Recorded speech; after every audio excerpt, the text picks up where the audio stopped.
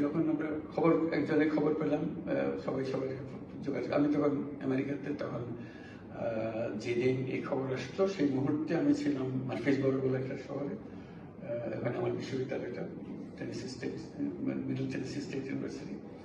আর থাকি আমি নেক্সট বড় শহর, রাজধানী শহর, স্টেটের রাজধানী ন্যাশভিলে।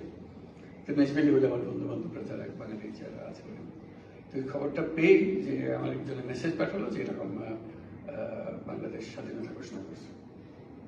ফোন করলাম যে স্বাধীনতা ঘোষণা করছে, কেউ করছে জেনারেল জিয়া খান স্বাধীনতা ঘোষণা করছে, এখন জিয়া খান কি স্বাধীনতা ঘোষণা করছে, এটাই শুধু শুনলাম।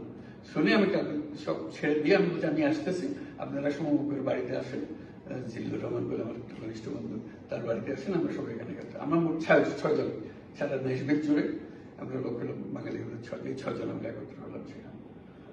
এখন আমরা দেশ স্বাধীনতা ঘোষণা হয়ে গেছে, এখন আমাদের পরিষ্কার করে ফেলতে হবে আমরা দেশের পক্ষে আছি এবং